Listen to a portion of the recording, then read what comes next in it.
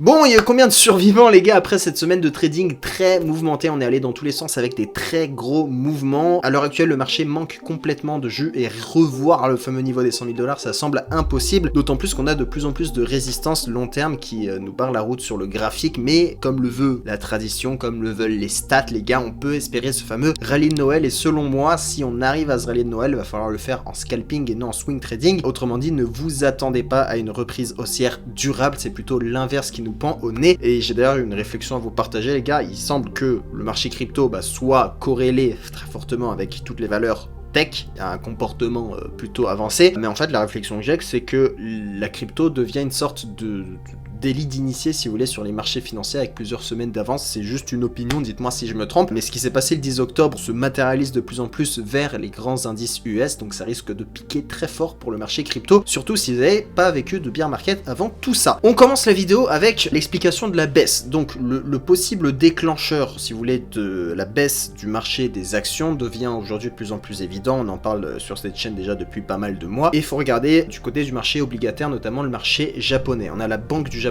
qui prévoit de relever ses taux d'intérêt lors de ses réunions du 19 décembre, et de nouvelles hausses de taux sont à prévoir en 2026 selon Bloomberg. Donc ça voudrait dire fin du carry trade, débouclement de beaucoup de positions et énormément d'incertitudes qui arriveraient sur le marché. J'ai déjà expliqué ce mécanisme là dans cette vidéo qui date d'il y a 6 mois sur ma chaîne. Crise mondiale, le Japon peut créer la récession. Tous ceux qui n'ont pas vu cette vidéo, allez la voir, parce que s'il y a une récession mondiale en 2026-2027, et selon moi ça arrivera avant 2030, c'est sûr qu'il y en a une, ça peut probablement venir du Japon. Donc pour tous ceux qui veulent comprendre et anticiper cette récession, cette grosse crise, regardez cette vidéo, il y a tout qui a été expliqué. D'ailleurs elle a pas fait beaucoup de vues parce que c'est chiant, c'est une vidéo qui est chiante les gars, c'est de l'économie pure et dure. Je sais que ça plaît pas à tout le monde, mais c'est très important de pouvoir comprendre ce qui peut se passer pour l'anticiper au mieux, et c'est là que vous survivrez dans les temps de récession et les temps de crise. Donc voilà, le Japon c'est clairement notre épée de Damoclès qu'on a au-dessus de la tête depuis déjà pas mal de temps, et avec la hausse de taux, on va voir ce que ça donne. Maintenant revenons à nos moutons côté trading les gars, c'est clairement pas bon à l'heure actuelle pour faire du swing trading, surtout si vous êtes dans le camp des longues, parce que les gros leviers ne font que se faire rect récemment. Il suffit de regarder les graphes, regardez juste les mouvements qui se font en 15 minutes. Ici le 9 décembre un gros pump, ici ça descend d'un coup le 10 et le 11. Le 12 décembre pareil, ça a été le cas les gars, on perd 2000 $ sur le BTC en 35 minutes, on perd 40 milliards de market cap et 132 millions de longues qui ont été liquidées en à peine une heure. Donc forcément vous avez des market makers qui vont accentuer cette volatilité là avec le marché crypto, c'est les market makers qui s'amusent à faire ça sur les périodes creuses. Donc voilà, très compliqué, très mouvementé cette semaine là. Si on se dézoome davantage les gars, on tient toujours, vous voyez cette fameuse trendline weekly qu'on avait tracée il y a plusieurs vidéos déjà. Pour l'instant on a l'impression qu'on assiste à un rebond dessus plus ou moins. En daily on a une trendline à casser ici, tant qu'on casse pas celle-là, je pense qu'on n'ira pas au-dessus. Par contre en très court terme vous voyez qu'on commence à rentrer, je me mets en 4 heures, dans un espèce de canal haussier. On arrive à faire quand même des bottoms ici, ici, de plus en plus haut, et des tops pareil de plus en plus haut. Donc c'est bon, j'espère que ça ressemblera à ça dans les prochaines semaines, voire les prochains jours. Très honnêtement, tant qu'on reste sous les moyennes mobiles et tout, c'est très compliqué de prendre des longues, mais ça ressemble ici à un espèce de rebond. Faudra confirmer avec une belle cassure de cette trendline là, à voir ce qu'il en sera. Je vous avais parlé également des fameuses 0,38,2, donc quand vous prenez le point le plus bas et que on vient retracer avec le point le plus haut, tant qu'on tient les 0,38,2, pour moi on n'est toujours pas dans un espèce de bear market. Donc c'est ce niveau là qu'il faudra réellement défendre. Si je vois qu'on a des clôtures weekly qui passent en dessous, à ce moment là je prendrai des shorts direction les 70K. J'ai deux targets. Première target du coup c'est celle-ci les gars, qu'on va fixer en short si bien entendu on commence à clôturer des grosses bougies weekly sous les 84 000 $, et une deuxième qui est juste ici, ça va être les TP. Si jamais on casse ici, je viendrai prendre des shorts en swing. Ok, les swings ce sera uniquement pour du short. Ces deux niveaux correspondent à des niveaux, on a énormément de liquidités qui nous attendent ici. Vous voyez, on a énormément de liquidités qui ont été laissées ici aux 74 560 et plus bas aux 69 000. Donc si jamais on fait une belle clôture weekly en dessous des 84 000, je prendrai les shorts avec un TP1 ici et un TP2 ici. Ça c'est le play dans le scénario baissier. Mais pour ce scénario là baissier les gars, je veux une corrélation avec les grands indices. Je veux que les indices US plongent également. Si les indices US perdent 5% en séance et que le BTC plonge là sous les 84K, à ce moment là oui, un swing short fait sens. Par contre si on a a les indices qui chutent et que le BTC continue de tenir les 90K, on sera sur une résilience du BTC par rapport à d'autres actifs et on parie jamais contre la résilience, ok? Donc sur ça, on restera soft. Donc encore une fois, ce swing short, je vous tiendrai au courant sur mon groupe si je le prends, mais ça dépendra fortement des indices US. Donc voilà, vous avez compris que le swing trading, c'est peut-être pas le plus adapté en ce moment, étant donné toute la volatilité qu'il y a sur le marché. Donc les scalpers s'en donnent à cœur joie et je voulais revenir d'ailleurs sur le FOMC de la semaine dernière, du 10 décembre, les gars, pour vous faire une analyse rapide de ce qui s'est passé, ce qu'on aurait pu faire pour vous permettre de comprendre un peu le contexte global du marché et aussi voir comment on peut trader en scalping dans ces conditions de marché qu'on a ici. Post FOMC, les gars, on a eu un pump qui a duré que quelques heures, donc un gros pump. On a le BTC qui est passé de 90 000 à 94 000 tout de même. Si 95% des gens s'attendaient à une baisse de taux de la part de la Fed, on a certains qui ont joué le play que la Fed allait injecter des liquidités en rachetant des bons du trésor. Les gros acteurs se sont placés en amont en jouant ce play là du FOMC et c'est effectivement ce qui est arrivé. Donc une fois qu'on a eu le FOMC, la Banque Centrale US a dit ok les gars, on va acheter pour 40 milliards de dollars du bon du trésor américain et ces rachats vont se poursuivre sur plusieurs mois et rester élevés. C'est ça qui explique le gros pump qu'on a eu le 10 décembre et derrière, je sais pas si vous avez remarqué, après ce pump là, on a quand même pas mal corrigé parce que le BTC est passé de 94 000 dollars à 89 000 dollars. Ça c'est quoi? C'est simplement le fait qu'on ait eu énormément de gros acteurs qui ont joué ce play. Une fois que c'est monté avec la baisse de taux, ils ont pris le bénéfice dans la gueule de tout le monde. Donc la meilleure chose à faire les gars quand vous positionnez en scalping, c'est vous mettre sur un graphique 15 minutes. Là j'ai mis mes SMA VWAP bands, donc c'est des sortes de VWAP avec des moyennes mobiles et à chaque fois en fait vous avez trois bandes, vous avez la bande médiane et vous avez la bande haute et la bande basse. C'est un peu comme un espèce de bande de Bollinger si vous voulez, mais là on est sur un prix qui est fair, là on est sur un prix qui est suracheté sur les bandes hautes et généralement le prix à chaque fois qu'il est sur une bande haute il revient sur la bande médiane et inversement une fois qu'on est sur la bande basse généralement on vient retrouver la médiane également. Donc ça aurait pu vous aider sur des configurations de trade. J'ai également d'autres indicateurs que j'aimerais vous montrer, que je vous donnerai l'accès à tous ces indicateurs là sur la formation. Je vous le rappelle, j'ai le fameux school qui va sortir, donc j'avais fait le module débutant, le module intermédiaire, j'ai le module expert qui va sortir avec tout un tas d'indicateurs que j'utilise, que vous voyez régulièrement dans mes analyses pour ceux qui suivent sur le canal Telegram. Donc ça c'est tout plein d'indicateurs qui fonctionnent très bien, assez complexes à utiliser, mais pareil je vous ferai toute une formation sur School pour vous apprendre à les utiliser. Donc là les SMA VWAP les gars, c'était quand même assez simple de pré-shot qui aurait pu se passer, sachant que si vous combiniez ça avec mon autre indicateur top secret ici, on aurait pu anticiper la prise de bénéfices de la part des gros acteurs ici. Pourquoi? Parce que d'une, on est déjà sur les bandes hautes et de deux, ici on a le Vanguard 101 qui clignote au rouge et une fois qu'on clignote au rouge ici, on peut commencer à prendre des shorts et du coup on aurait pu prendre des shorts pour aller chercher la bande moyenne du SMA VWAP. Donc voilà, ça c'est le genre de trade scalping que je peux pas envoyer malheureusement sur le groupe parce que ça se passe en l'espace de quelques heures. Donc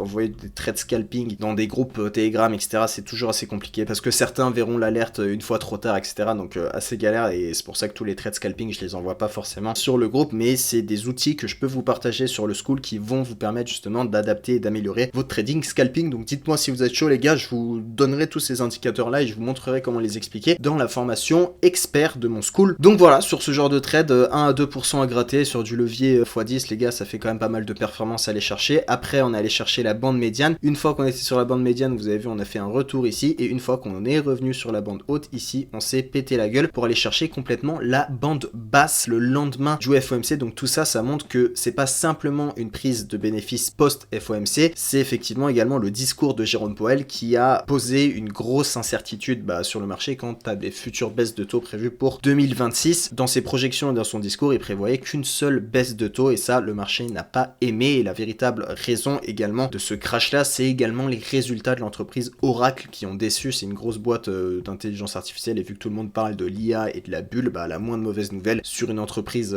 cotée en bourse IA, tout le monde crée à la panique très rapidement. Donc ce mouvement là, ce post FOMC s'explique comme ceci. Et derrière j'ai un autre indicateur STDMR plus les VWAP sur la session US les gars, qui nous donne différents niveaux. Donc ici on a la VWAP si vous voulez de la session et ensuite plus haut on a les standards déviations plus 1, plus 2, moins 1, moins 2 et en gros ça va me permettre si vous voulez de savoir quand est-ce que le prix est suracheté ou survendu. Donc généralement quand le prix est sur le moins 1, donc sur cette bande basse, la première bande basse, on vient chercher la première bande haute par la suite. Donc pareil, ça c'était des scalps qu'on aurait pu prendre mais que j'aurais pas pu envoyer sur le groupe étant donné que c'est des trades qui arrivent très rapidement. Donc voilà, tous ces indicateurs là, si ça vous plaît, c'est un dev qui me les a fait spécialement sur mesure pour moi et pour mon trading, je pourrais également vous les partager sur le school les amis. Donc encore une fois, pour avoir accès au school, faut avoir accès au groupe privé. Donc vous pouvez directement rejoindre le Telegram public que je mettrai en en description de cette vidéo, et une fois que vous êtes sur le Telegram public, vous avez juste à lire tout ce qui est dans les messages épinglés sur mon canal, et vous avez juste à faire vos démarches pour rejoindre le groupe. Encore une fois, c'est gratuit, et une fois que vous avez accès au groupe privé, vous allez avoir accès gratuitement également au school où je donnerai tous ces indicateurs là. Donc voilà, c'est gratuit, profitez-en les gars, pour ceux qui aiment apprendre et qui aiment faire du vrai trading les gars, c'est là-bas que ça se passe. Donc voilà pour le scalping court terme. Côté perspective les gars, très honnêtement j'attends de voir la clôture lundi et l'ouverture mardi. Le marché reste entièrement manipulé le week-end. Le week-end, dès que c'est creux, dès qu'il n'y a pas trop de volatilité, c'est là où les market makers s'amusent à faire bouger les prix. Je préfère largement trader la semaine, attendre une clôture lundi pour me donner, si vous voulez, une image de la semaine. Donc je préfère attendre de voir les belles bougies weekly pour voir où est-ce qu'on en est. Donc cette semaine, encore une fois, ça reste très chargé niveau macro. On a les chiffres de l'emploi mardi, les chiffres de l'inflation jeudi qui vont arriver également. Et toutes ces données-là, bah, ça peut apporter leur lot de volatilité et surtout éclaircir les décisions et les actions de la Fed. Donc voilà, pour des perspectives plus moyen terme, je garde en tête que la tendance générale reste quand même neutre, voire baissière. Encore une fois, si on dézoome bien, on est sur une correction et peut-être qu'on aura le prochain mouvement d'impulsion. Mais pour l'instant, c'est une belle correction qui nous pend à la gueule. Faut attendre de voir où on rebondit et si on rebondit sur cette fameuse zone des 84 000 $. Pour moi, je m'emballe pas tant que j'ai pas un beau rebond en daily qui commence à se montrer. Et encore une fois, je reste pas bullish tant qu'on n'est pas au-dessus des 110 000 $. Une fois qu'on sera au-dessus des 110 000 $, là, je commencerai à me régaler sur les longues, etc. Pour l'instant, j'envisage pas de nouvelle ATH tant qu'on dépasse pas les 110 000 et qu'on casse pas dans un premier temps cette petite trendline. Vision long terme maintenant, si on dézoome bien pour voir ce qui se passe, j'ai même pas besoin de vous montrer le graphique, hein, ça va être simple, je vais vous l'expliquer. Vision long terme, je reste persuadé que 2026 va être bullish. Encore une fois, je fais référence à ma dernière vidéo, on a très probablement un quantitative easing qui arrive. Je vais remontrer mes graphiques, à chaque fois j'enlève, mais je vais vous remontrer. J'ai un graphe ici qui est intéressant. En gros, à chaque fois qu'on a eu des QE, c'est arrivé 2 fois sur BTC qu'on a eu des quantitative easing. La première fois, c'était de septembre 2012 à octobre 2014. Là, on a eu un vrai rallye sur BTC. Ok, là, c'est un vrai rallye, c'est un vrai bull run. C'est arrivé lors d'une phase de quantitative easing. C'était étroitement lié, pareil, plus ou moins au même moment qu'un halving. Donc ça tombait pile poil bien comme par hasard. Deuxième QE qu'on a connu, c'était mars 2020, mai 2022. Pareil, c'était dans la période bull run avec le halving. Donc tout coïncidait. En gros, c'était parfait. Donc là, on a eu des vrais bull runs qui se sont déroulés pendant ces 2 périodes de quantitative easing. Là, on a mis fin au quantitative tightening, donc au resserrement quantitatif. On risque probablement de passer sur 2026 à un quantitative easing. Donc je m'attends, encore une fois, à un gros rallye. Encore une fois, je vous le rappelle, pour moi, on n'est pas en bear market. La raison est très simple. Je n'ai jamais vu une masse de particuliers prédire un crash. Ça n'existe pas, ok? Donc là, quand vous avez tout le monde aujourd'hui qui vous parle de bear market, c'est généralement que,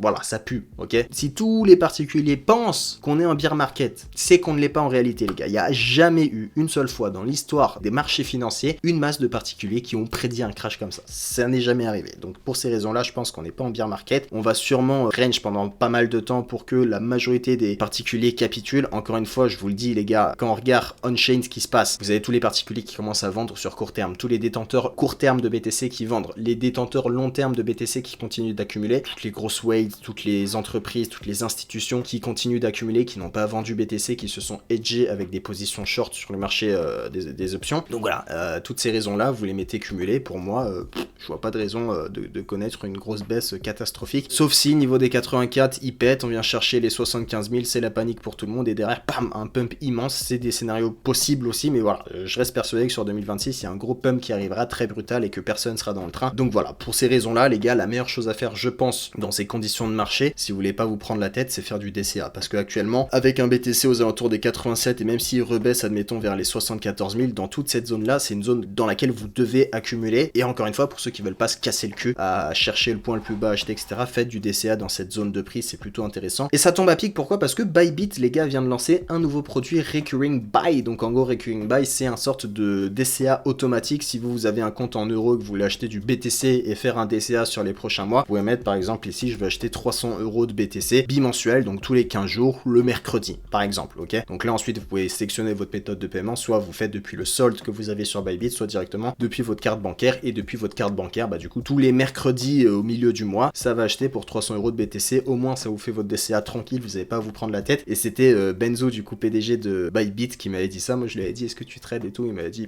frérot, moi je me casse pas la tête, c'est impossible d'acheter le bottom ultime, donc je fais du DCA sur BTC. Donc si vous voulez faire comme Ben, les gars, vous avez le nouveau produit qui est sorti ici, c'est sorti il y a un mois, le Recurring Buy. Donc voilà, vous avez tout d'expliquer également ici sur Bybit, comment ça fonctionne, etc. Mais logiquement c'est ça, vous mettez la monnaie avec laquelle vous voulez acheter, vous mettez la crypto, vous pouvez également faire du DCA autre que sur BTC. Moi, très honnêtement, avec la période d'incertitude qu'on a et la zone de prix sur BTC, pour moi, ça reste la meilleure chose à faire pour tous ceux qui sont sur du spot, les gars, et qui veulent pas se casser la tête. Après, encore une fois, la fréquence d'achat, ça c'est à vous de voir. Moi, je pense que tout ce qui est quotidien, hebdomadaire, c'est trop court-termiste et généralement le prix du BTC va pas énormément varier. Donc si vous voulez jouer plutôt moyen long terme, allez chercher du mensuel ou du bimensuel avec des quantités et des montants beaucoup plus élevés. Voilà les gars, encore une fois, ce n'est pas du conseil en investissement. C'est ce que j'aurais fait les gars dans cette période d'incertitude pour tous ceux qui sont en spot, et encore une fois pour tous ceux qui veulent plutôt être actifs et trader, bah vous aurez accès à tous mes trades directement dans le groupe privé que vous pouvez directement rejoindre. Je vous mets le lien du groupe public, vous avez tout expliqué dans les messages épinglés. Je vous invite à les lire, à suivre les démarches, puis m'envoyer un message directement sur Telegram. Et pour tous les autres qui veulent essayer le produit Bybit du DCA, les gars, vous avez également le lien partenaire Bybit en description de la vidéo. Allez vous inscrire, allez faire votre putain de DCA les gars, parce que s'il y a bien un moment où il faut le faire, c'est dans ces grosses périodes d'incertitude. C'est tout pour moi les gars, j'espère que vous avez kiffé les actus de la semaine. C'était Roro, bisous à tous, ciao.